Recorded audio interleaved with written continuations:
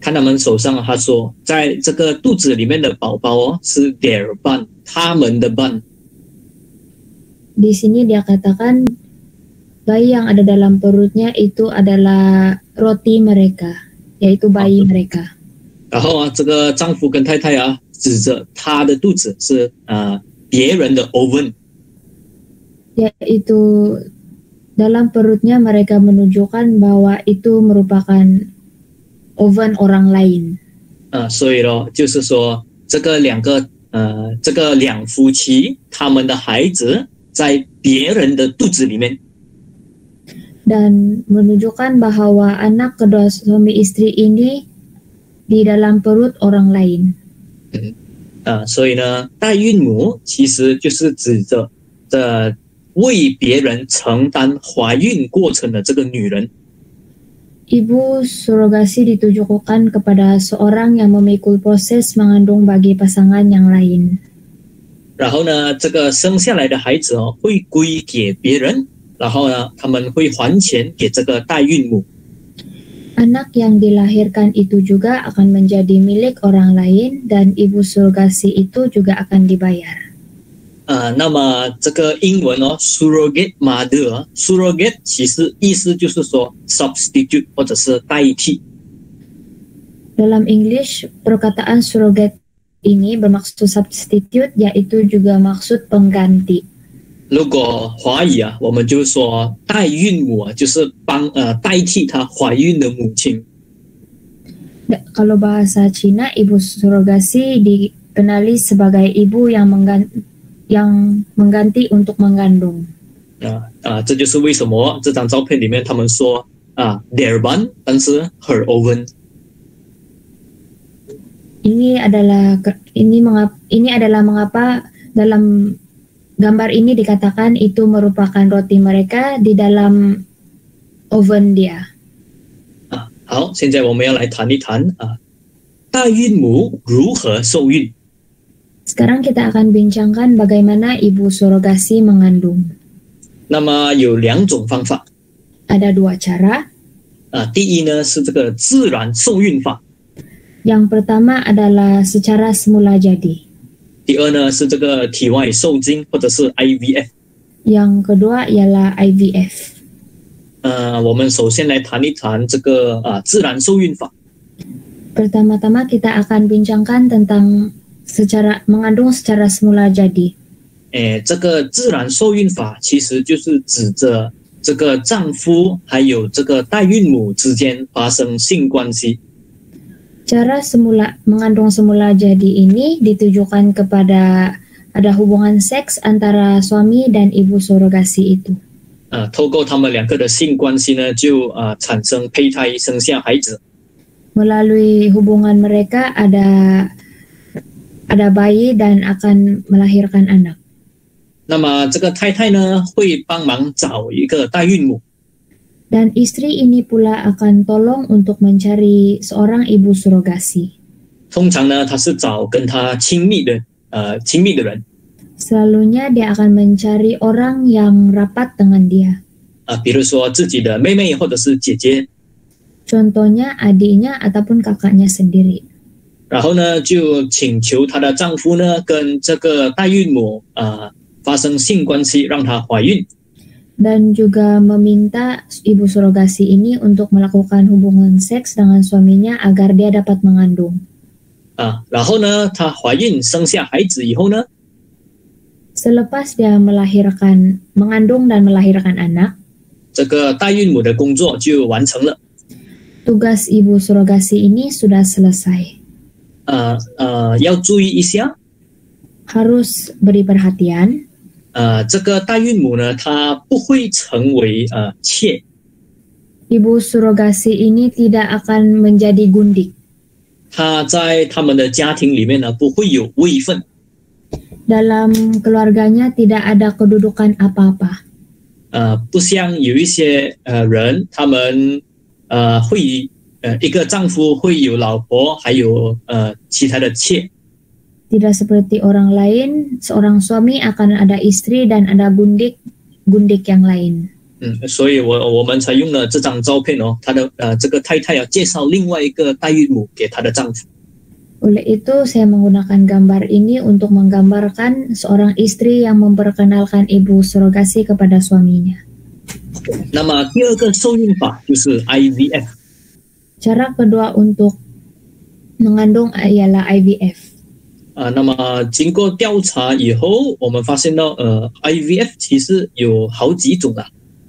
Selepas melakukan pengkajian, IVF ada 3 jenis.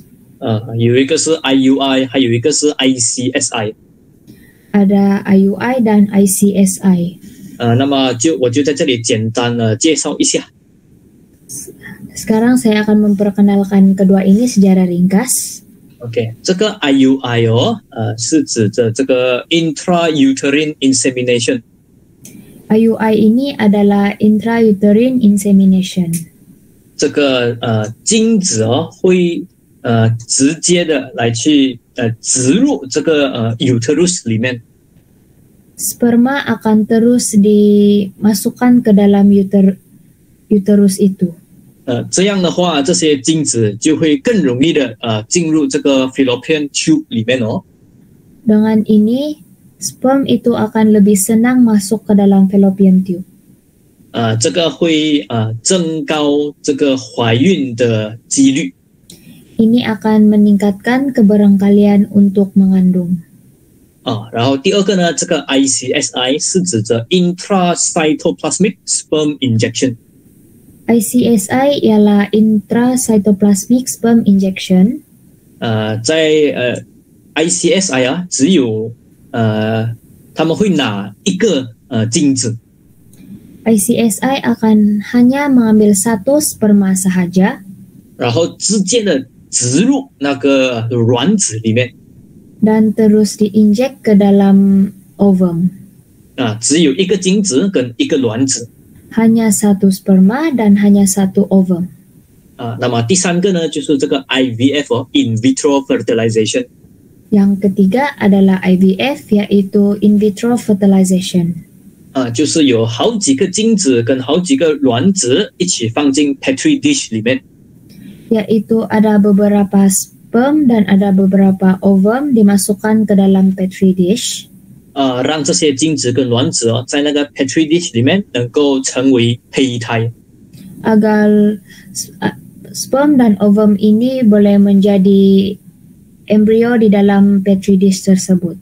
那么这个会形成好几个胚胎。 Ini akan menghasilkan banyak embrio. 一个胚胎就是一个生命。 Satu embrio adalah 1 nyawa. 然后呢，他们就会选择胚胎。 Dan kemudian mereka akan memilih embrio. 有时是选一个，有时是选几个。 Ada kali mereka memilih 1, ada juga mereka akan memilih beberapa embrio. 选到的这些胚胎他们又再放进那个母腹里面。 Embrio yang telah dipilih akan dimasukkan lagi ke dalam rahim ibu. 然后就让这个母亲或者是这个就是这个母亲来去怀孕。 Dan agar ibu ini dapat mengandung. 然后呢，这个代孕母呢怀孕的方法就是这个第三个啦 ，IVF。 Cara ibu surogasi mengandung adalah dengan cara yang ketiga, yaitu IVF. 那么要成为胚胎必须要有一个精子跟一个卵子。 Untuk menjadi suatu embrio haruslah ada 1 sperma dan ada 1 ovum.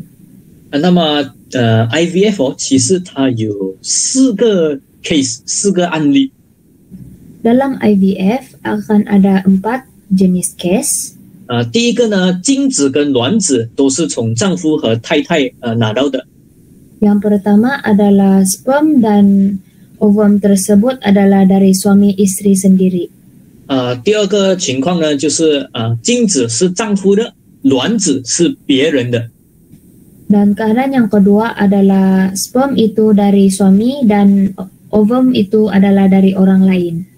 第三个呢是精子是从别人来的，那个卵子是从妻子来的。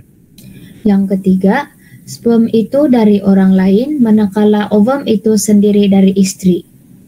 第四个呢，就是精子跟卵子都是别人的，不是这两夫妻的。 Yang keempat, kedua-dua sperm dan ovum itu adalah dari orang lain dan bukan dari suami istri tersebut. 这就是两种代孕母怀孕的方法。 Ini merupakan dua cara ibu surogasi untuk mengandung. 好，我们了解代孕母如何怀孕之后， Setelah kita fasih akan bagaimana cara ibu surogasi mengandung, 我们就要谈一下为什么要用代孕母。 sekarang kita akan bincangkan mengapa menggunakan ibu surogasi. OK， 有好几个情况啦。 Ada beberapa keadaan. 第一个呢，就是太太不能承担怀孕。 Yang pertama, istri itu tidak dapat memikul kandungan. 可能她身体不健康 Mungkin tubuh badannya tidak sehat. 那么第二个呢，就是太太呢，她不愿意来去承担这个怀孕。 Yang kedua adalah istri sendiri tidak ingin atau tidak rela memikul kandungan. OK， 这个是其中的两个原因。 Ini merupakan antara dua sebab ini. 第三个原因呢，是因为这个单亲爸爸或者是单亲妈妈想要一个与自己有血缘关系的孩子。 Yang ketiga adalah ibu atau bapak tunggal ingin mempunyai anak yang ada talian darah dengan sendiri. OK， 比如说一个人他不想要结婚， Contohnya ada seorang dia tidak mau berkawin, 但是他要有孩子， tapi dia ingin mempunyai anak, 可是他又不要领养孩子， tapi dia juga tidak mau mengambil anak angkat, 因为领养的孩子跟自己没有血缘关系。 karena anak angkat tidak mempunyai pertalian darah dengan sendiri. 他就可以使用这个代孕母的方法。 Oleh itu dia boleh guna cara ibu surogasi ini. 他可以捐自己的这个精子或者是卵子， Dia boleh derma, ovum atau sperm sendiri. 然后呢就请求一个代孕母帮他生下孩子。 Dan dia boleh memohon atau meminta ibu surogasi untuk membantunya untuk mengandung.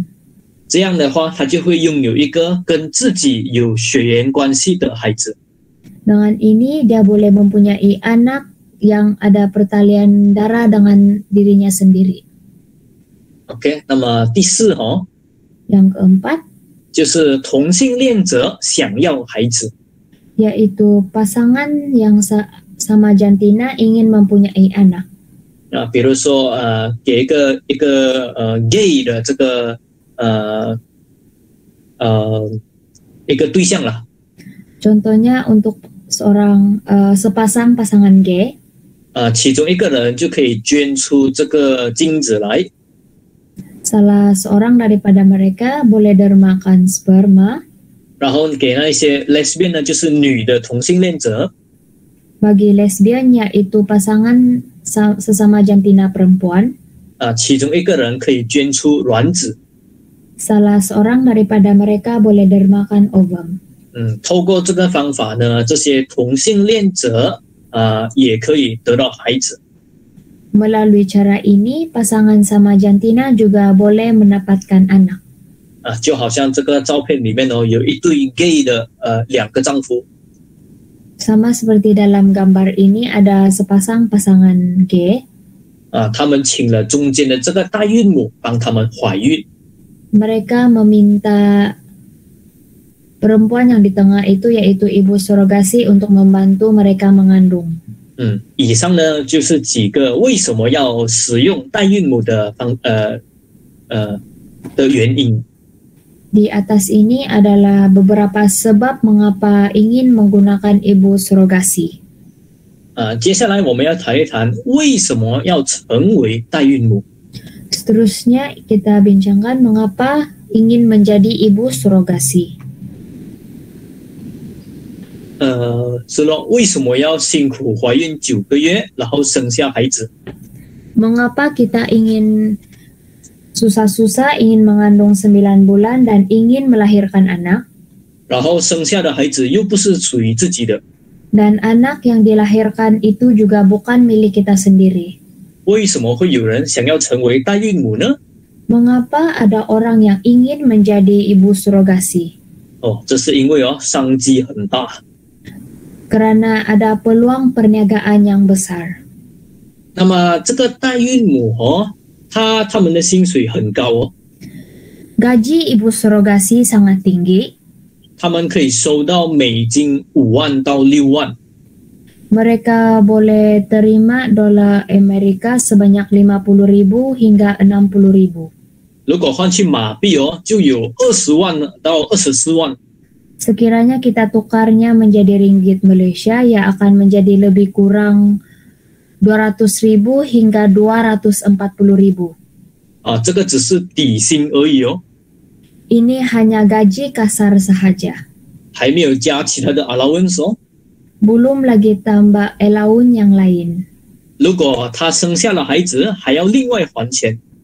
Sekiranya dia melahirkan anak, harus lagi membayar yuran yang lain.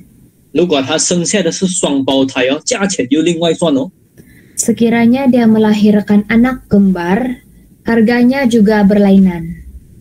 其实这个代孕母你要使用代孕母真的是要花费很大。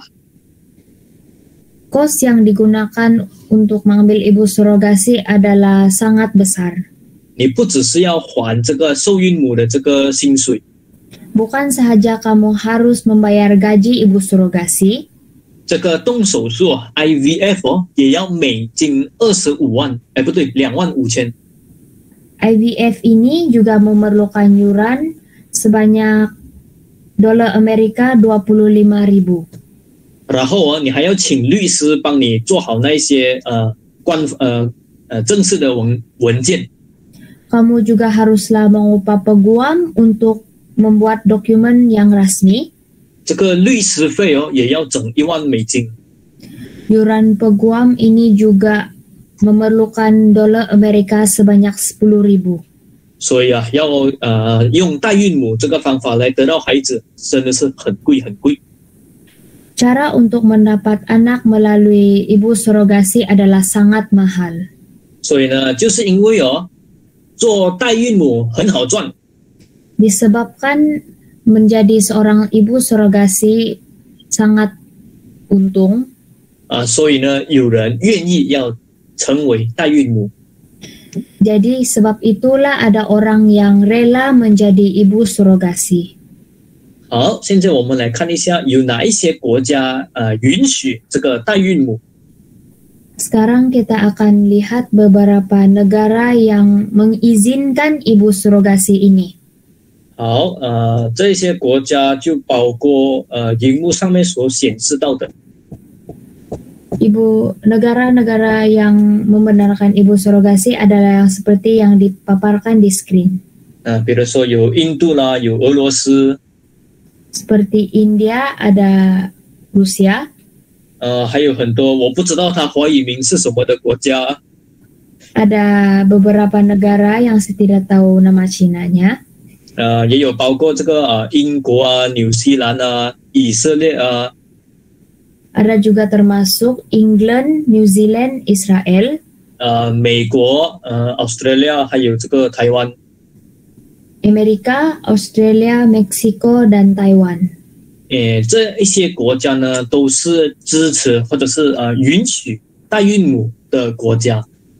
Negara-negara ini merupakan negara yang membenarkan atau menyokong ibu surogasi. 那么在这几个国家当中有一些是支持同性恋结婚的。 Dalam beberapa negara ini ada daripada negara ini yang menyokong perkawinan sesama jantina.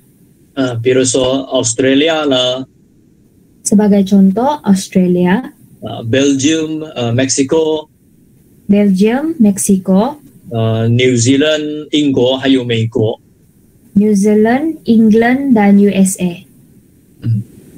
那么我们发现到有一些国家已经禁止或者是说代孕母在他们的国家是非法的。 Ada juga negara yang tidak membenarkan atau melarang ibu surogasi. 比如说这个中国、柬埔寨、香港还有越南。 Sebagai contoh, China, Kamboja, Hong Kong, dan Vietnam. 其实各个国家都有不同的律法。 Sebenarnya, beberapa negara ini ada undang-undang yang lain. 有一些他们虽然是支持代孕母， Ada yang walaupun mereka menyokong ibu surogasi, 不过呢，他们只是非商业合法。 namun mereka boleh tapi bukan dengan tujuan untuk berniaga. 就是说他们允许代孕母不是为了要赚钱就可以。 Maksudnya mereka mengizinkan ibu surogasi namun bukan untuk tujuan perniagaan. 那么有一些呢就是也支持这个商业化的这个代孕母。 Ada juga yang menyokong ibu surogasi dijadikan sebagai suatu perniagaan. 有一些国家呢，他们只允许国民自己成为使用这个代孕母。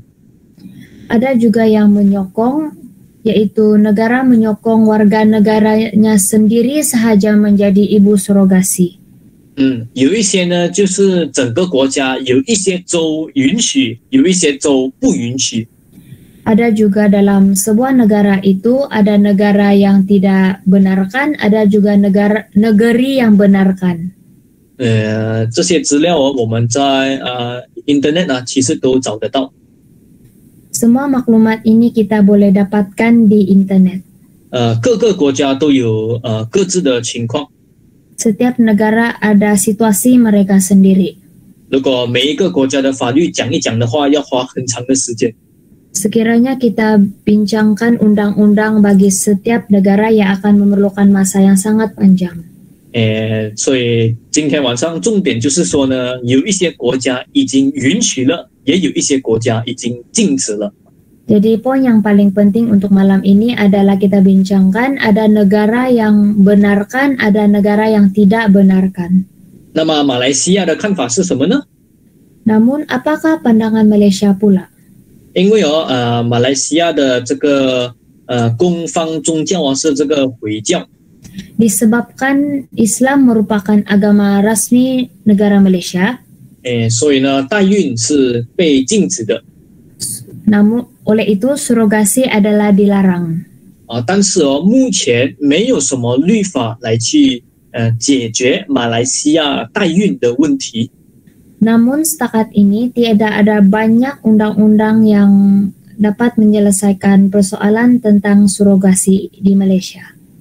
但是有考虑到马来西亚的这个社会还有宗教的这个因素。 Jika kita pertimbangkan unsur-unsur tentang agama dan budaya dalam Malaysia, 发现到马来西亚其实是一个可以提供代孕母的一个地方。 kita akan dapati bahwa negara Malaysia ini merupakan tempat yang dapat membekalkan ibu surogasi.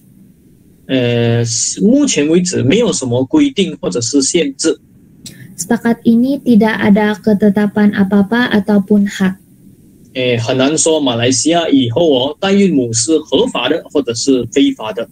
Sangat susah untuk dikatakan sama ada surogasi di Malaysia itu sah atau tidak sah di Malaysia dari sisi undang-undang pada masa akan datang. 那么好了，到了今天晚上的这个重点。 Sekarang kita sampai sudah topik utama pada malam ini. 我们真耶稣教会的基督徒可不可以使用代孕母？ Kita sebagai umat Kristen Gereja Yesus Benar, bolehkah menggunakan ibu surogasi? 首先我们先看一看圣经中的代孕母。 Pertama-tama kita lihat dulu ibu surogasi dalam Alkitab. 大家知不知道有什么人物是用了代孕母的呢？ Adakah kita tahu tokoh yang mana satu yang telah mengguna ibu surogasi? 就是这个创世纪中的这个夏甲。 Yaitu Hagar yang tercatat dalam Kejadian. 那么亚伯拉罕娶了这个撒拉， Abraham mengambil Sarah sebagai istri. 那时候呢，撒拉不能怀孕， Ketika itu Sarah tidak dapat hamil. 他就叫亚伯拉罕呢来去亲近这个他的仆人啊，就是夏甲。 Oleh itu dia menyuruh Abraham untuk mendekati hambanya yaitu Hagar. 然后呢，他们就亚伯拉罕就亲近了夏甲，然后夏甲就怀孕了。 Abraham mendekati Hagar lalu Hagar pun mengandung. 然后她怀孕呢，生下了以实玛利。 Dan dia mengandung dan melahirkan Ismail. 夏甲后来也成为了这个亚伯拉罕的妾。 Kemudian Hagar juga menjadi gundik Abraham. 这个事迹记载在这个创世纪的16章。 Peristiwa ini ada tercatat dalam Kejadian pasal 16. 那么这个事迹跟我们今天晚上讨论的这个代孕母有一个差别。 Perbincangan kita tentang ibu surogasi pada malam ini dengan peristiwa ini ada berlainan. 就是这个夏甲有成为了亚伯拉罕的妾。 Yaitu Hagar menjadi gundik Abraham. 但是现今的这些代孕母呢，不会成为丈夫的妾。 Namun ibu surogasi pada zaman sekarang tidak akan menjadi gundik untuk seorang suami. 在丈夫的家里是没有份的。 Dalam rumah seorang suami itu dia tidak ada bahagian atau kedudukan apa-apa. 然后我们都知道啊，这个神呢，他不喜悦这个亚伯拉罕的这个行为。 Kita juga tahu bahwa Tuhan tidak berkenan akan tindakan Abraham ini. 唯有撒拉所生的才能够承受应许。 Hanya anak yang dilahirkan Sarah baru dapat menerima ataupun mewariskan perjanjian itu. OK， 好，这个就是圣经中的一个代孕母。 Ini merupakan ibu surogasi dalam Alkitab. 那么，所以我们可不可以申请代孕母呢？ Jadi, bolehkah kita mengupah ibu surogasi? No， 不可以。 Tidak boleh. 我们不要看到这个 slide 很可爱，就好像讲可以哦。 Jangan kita melihat slide ini sangat comel, jadi kamu rasa ya boleh. 为什么不可以呢？ Mengapa tidak boleh? 第一呢，就是这个 IVF 体外受精，它本身就是错的。 Yang pertama, IVF itu sebenarnya sendiri IVF itu adalah yang salah. IVF 错是因为透过这个 IVF 会产生许多的胚胎。 Melalui IVF, kenapa IVF salah? Ialah banyak embrio akan dihasilkan. 那么胚胎形成过后呢，只有一个或者是只有几个会植入母亲的腹中。 Setelah embrio terhasil, hanya satu embrio akan dipilih dan dimasukkan ke dalam rahim. 那么其他的这些胚胎就会被丢掉。 Semua embrio yang lain akan dibuang. 一个胚胎就是一个生命。 Satu embrio maksudnya satu nyawa. 一个被丢掉的胚胎就是一个被杀的生命。 Satu embrio yang telah dibuang maksudnya satu nyawa sudah dibunuh. 所以如果我们杀胚胎就等于我们杀人。 Jadi maksudnya sekiranya kita membunuh satu embrio itu, kita sudah membunuh manusia. 这个就犯了10诫中的第6诫，不可杀人。 Jadi kita telah melanggar hukum ke-6 daripada hukum ke-10, yaitu jangan membunuh. 好，那么第二个原因， sebab yang kedua, 这个可以说是医学的淫乱。 ini boleh dikatakan sebagai perzinahan perubatan. 我们不可以让别人的太太啊，或者是别的女人为我们生下孩子。Kita tidak boleh menyuruh istri orang lain ataupun wanita lain untuk melahirkan anak bagi kita. 这个是不伦理的事情。 Ini merupakan perkara yang tidak beretika. 那么第三个原因哦， Sebab yang ketiga, 在这个刚才是说 IVF， tadi kita bincangkan pasal IVF. 现在关于这个自然受孕法， Berkaitan dengan cara mengandung semula jadi ini, 这个也是错的， ini juga salah. 因为丈夫会跟其他的女人发生性关系， Karena suami akan melakukan hubungan seks dengan perempuan lain. 这个呢就是犯奸淫， Ini maksudnya telah berzina. 所以呢也是不可以的。 Jadi maksudnya juga tidak boleh. 所以那么我们可不可以成为代孕母呢？ Jadi, bolehkah kita menjadi ibu surogasi? 当然也是不可以。 Memang tidak boleh. 那么为什么呢？ Mengapa? 因为第一它破坏了神所设立的婚姻制度。 Pertama, ia telah merosakkan sistem pernikahan Tuhan. 神所设立的这个婚姻是一男一女的。 Sistem pernikahan yang diasaskan Tuhan adalah seorang perempuan dan seorang lelaki. 是绝对没有第三者的。 Dan memang tidak ada pihak ketiga. 人人都应当尊重婚姻。 Semua orang sepatutnya menghormati pernikahan. 所以呢，不可以成为代孕母。 Jadi tidak boleh menjadi seorang ibu surogasi. 那么第二呢，这是不合乎神的旨意的。 Yang kedua, ia tidak menepati kehendak Tuhan. 圣经有说到凡事都有定期。 Dalam Alkitab ada berkata, segala sesuatu ada waktunya. 就好像撒拉和亚伯拉罕， Sama seperti Sarah dan Abraham, 他们急着想要有孩子， mereka ingin sekali mahu anak, 就想到办法呢，就说要娶这个夏甲为妾。 jadi mereka pikirkan cara dan menggunakan cara tersebut dan mengambil Hagar sebagai gundik. 透过夏甲生下孩子。 Melalui Hagar melahirkan anak. 这个方法神不喜悦。 Tuhan tidak menyukai ataupun tidak berkenan dengan cara ini. 我们必须要相信神。 Kita haruslah percaya kepada Tuhan. 因为我们来看一下这个诗篇。 Kita lihat Mazmur. 诗篇的127篇。 Mazmur 127. 诗篇127篇的第3节。 Mazmur 127 ayat 3. 3节，儿女是耶和华所赐的产业，所怀的胎是他所给的赏赐。 Ayat 3. Sesungguhnya anak-anak lelaki adalah milik pusaka daripada Tuhan dan buah kandungan adalah suatu upah.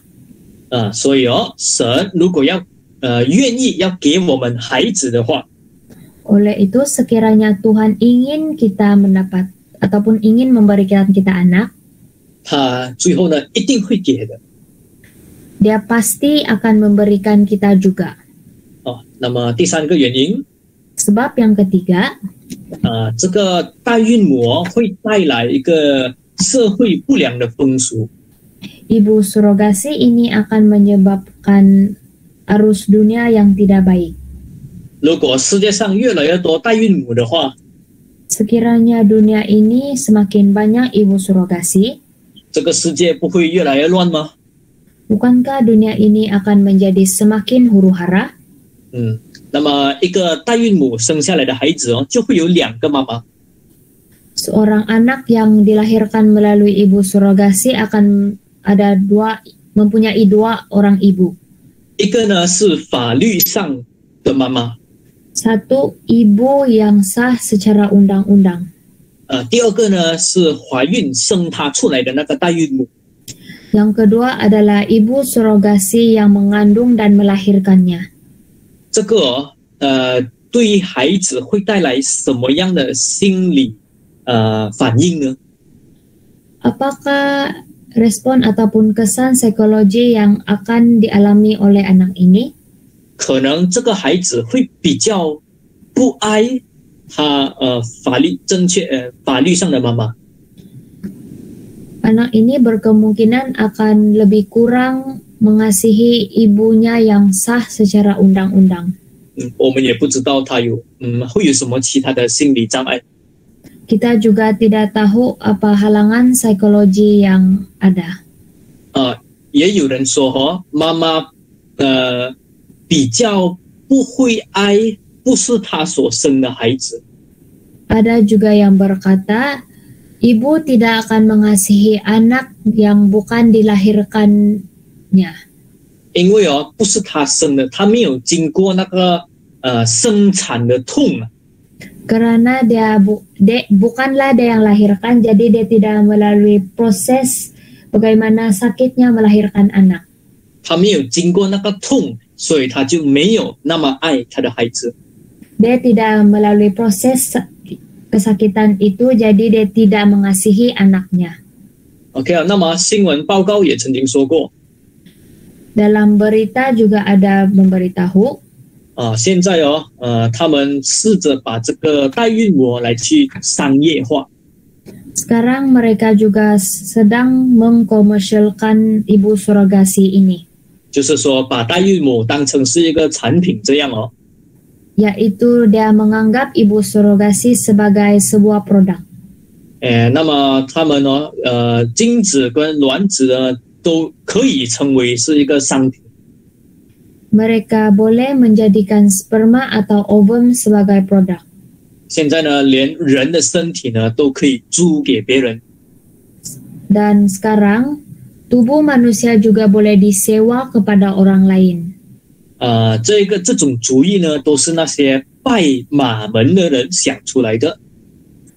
Semua cara ini adalah orang-orang yang difikirkan oleh orang-orang yang menyembah Mammon.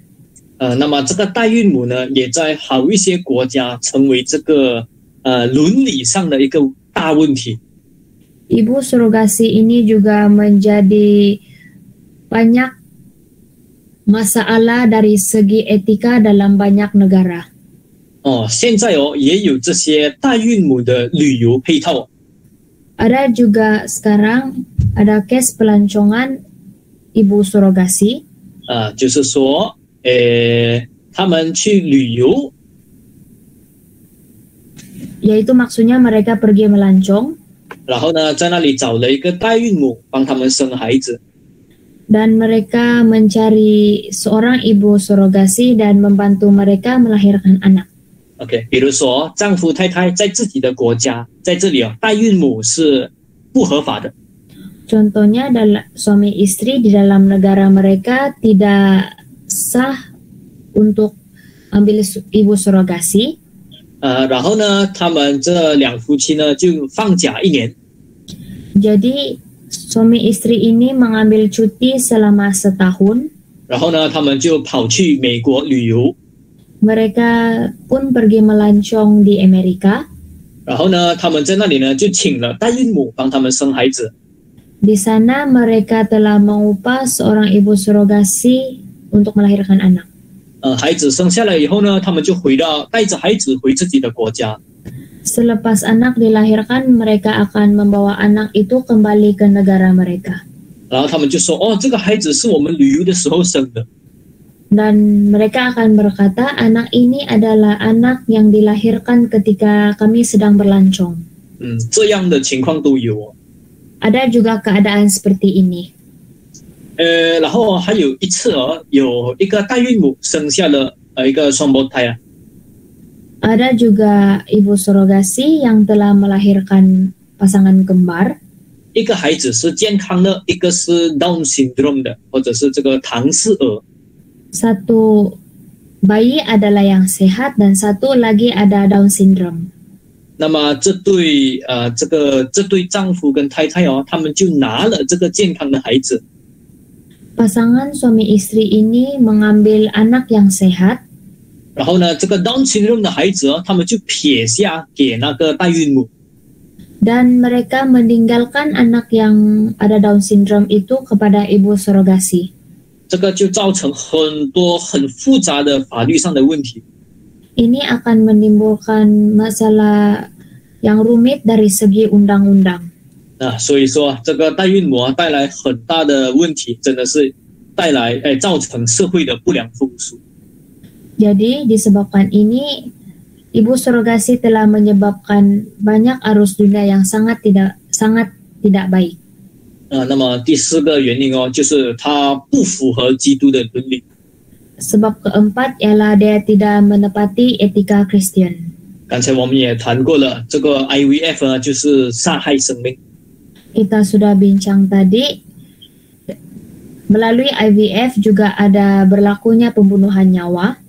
我们也不可以犯奸淫。 Kita juga tidak boleh berzina. 所以呢，这个我们呢不可以成为代孕母。 Jadi kita juga tidak boleh menjadi seorang ibu surogasi. 好，那么最后呢，我们要讨论一下对于那些不能生孩子的这些我们的信徒， Akhir sekali kita bincangkan bagi seiman atau pemercaya yang tidak dapat melahirkan anak, 有什么解决的方案吗？ apakah cara penyelesaiannya? 有。 Memang ada. 第一呢，我们可以祷告给神， Yang pertama kita berdoa kepada Tuhan, 就好像以撒跟哈拿一样。 sama seperti Ishak dan Hana.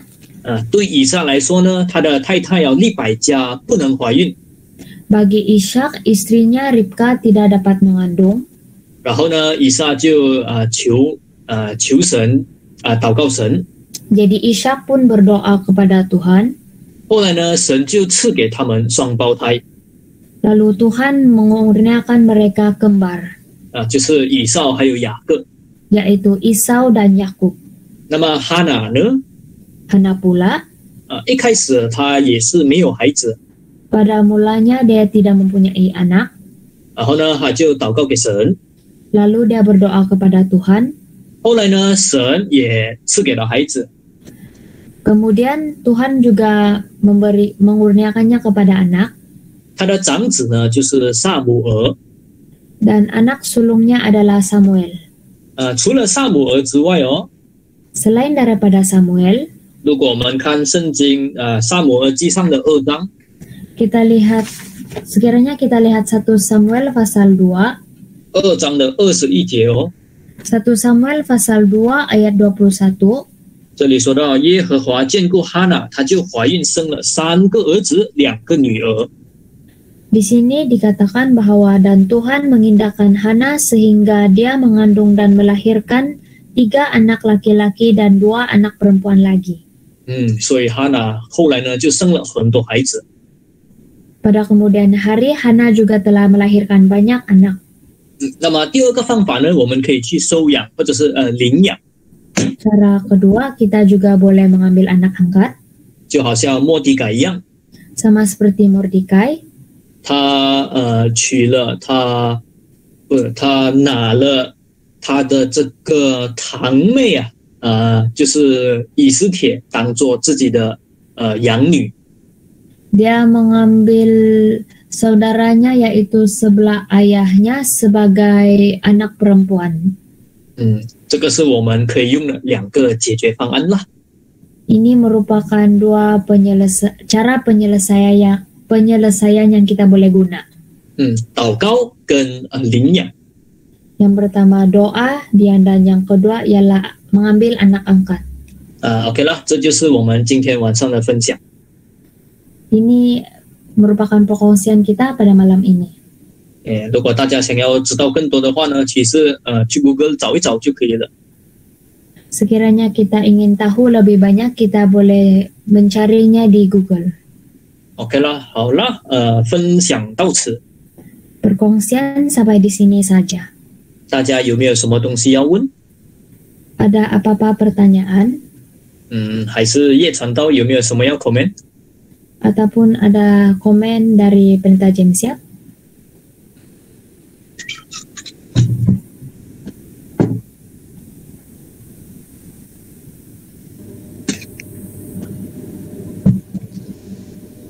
问其他的嘛哈，其他的青年有没有一些问题？ Melihat yang lain ada soalan? 如果有什么问题，你要chat也是可以，你要直接开麦问都可以。 Sekiranya kamu ada soalan, kamu boleh buka mic ataupun kamu boleh chat saja.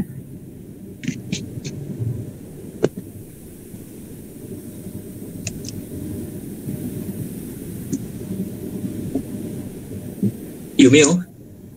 Adakah tiada?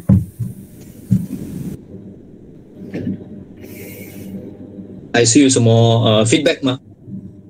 Ataupun ada feedback yang lain? 我宗教教育的时候讲了故事过后，我都会问小朋友们，明白吗？ Dalam kelas UPS saya akan bertanya kepada anak-anak, adakah kamu faham? 他们大家都会说明白。 Mereka akan berkata faham.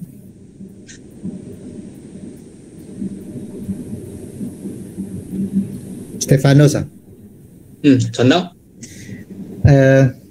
刚才有提到那个下甲哈，是圣经中有点类似代孕母的那个方式了。翻译了哈。 Tadi kamu ada sebut tentang Hagar yaitu sebagai seorang ibu surogasi dalam Alkitab. 因为这个代孕母哈，当然我们之前提到真耶稣教会当然是看来就是不合神的旨意的。 Karena ibu surogasi ini menurut pandangan gereja adalah tidak menurut kehendak Tuhan. 但是哈，在外面的一些基督教的教派还有他们的神学观哦，有一些有这样的不一样的看法。 Tetapi bagi dominasi gereja lain ataupun ahli teologi yang lain, mereka ada pandangan seperti ini. 他们也曾经拿过哈，除了亚伯拉罕拿夏甲做妾以后生孩子，生了以斯玛利嘛。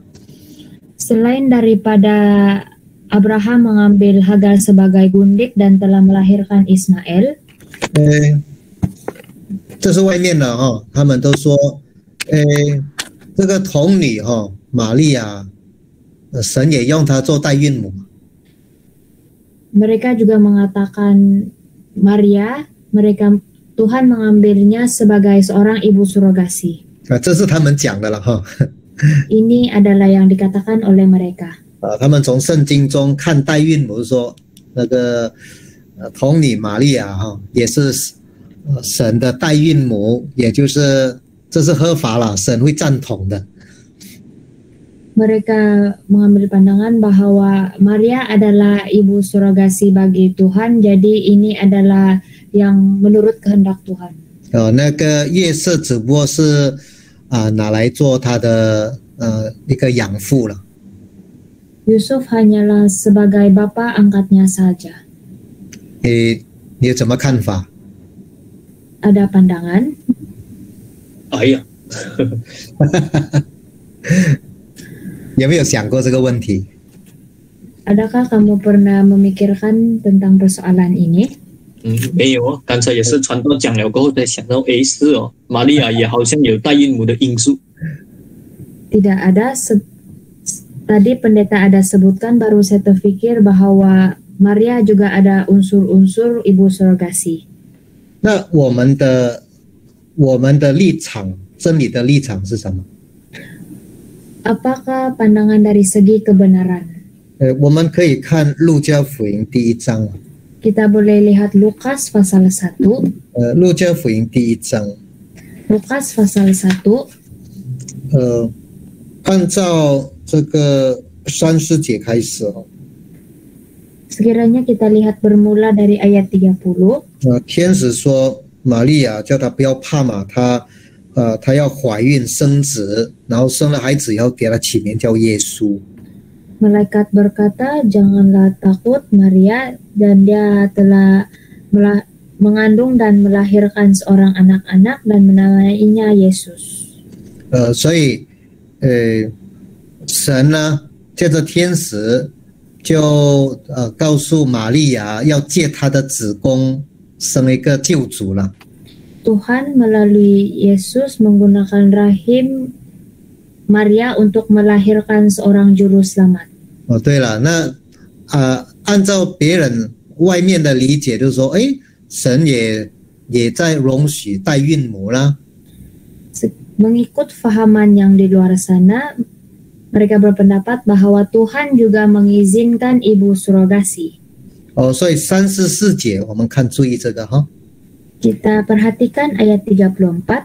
这是玛利亚按照身体正统的医学上的关系，说我没有出嫁，我怎么有这些事呢？我怎么会怀孕呢？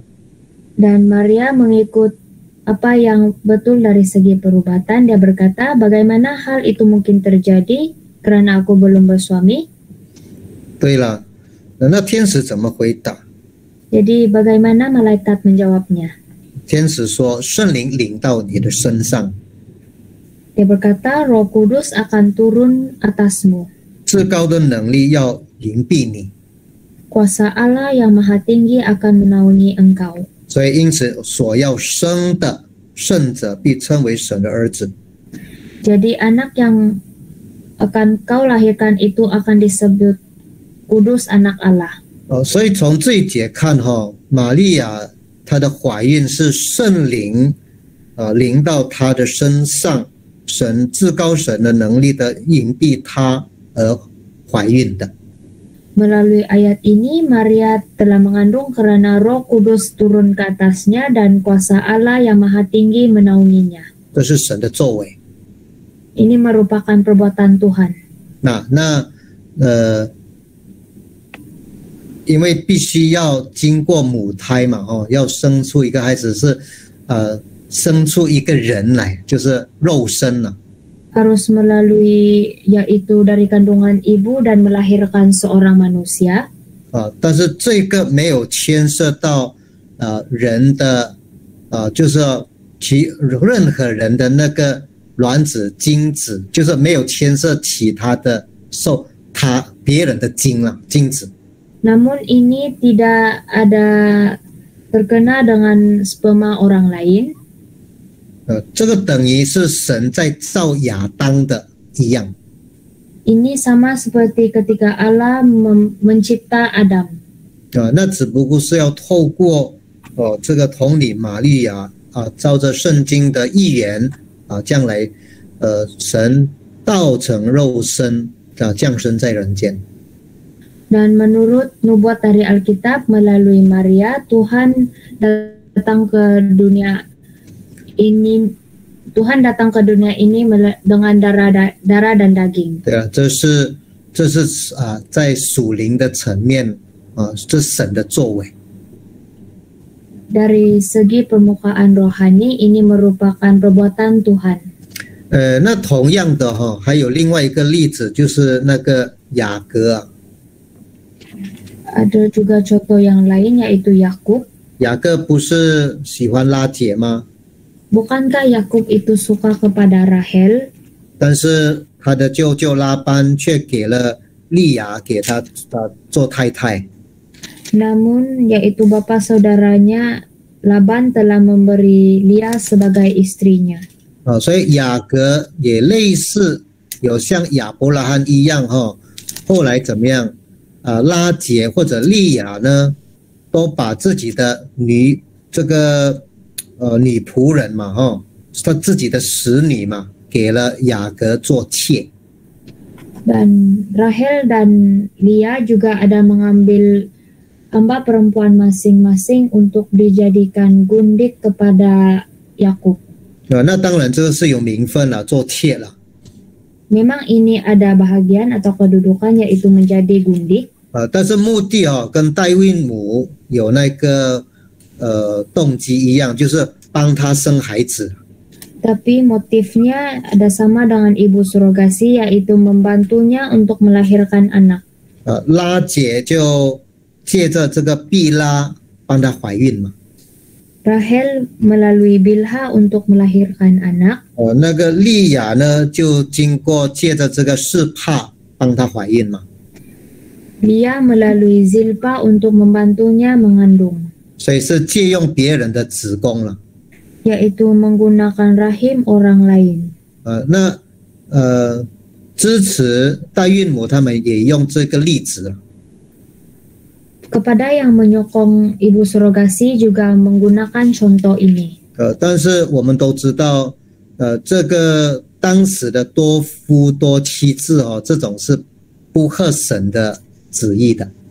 Namun kita tahu bahwa banyak istri juga tidak menurut kehendak Tuhan. 所以神是在提出设立这个婚姻的时候， Pada mulanya ketika Tuhan mengasaskan pernikahan, 像 Stefanus 说的，就是一男一女了。 seperti yang dikatakan oleh Stefanus, yaitu seorang perempuan dan seorang laki-laki. 所以要借着二人成为一体，他们才能够生养众多。 Melalui dua orang menjadi satu, barulah mereka akan melahirkan banyak keturunan. 所以我们遇见这样的一个伦理的问题，我们就回到神所设立的那一个起初的那个婚姻家庭制度。 Sekiranya kita ada masalah dari segi etika ini, jadi kita boleh kembalilah kepada sistem yang telah diasaskan oleh Tuhan.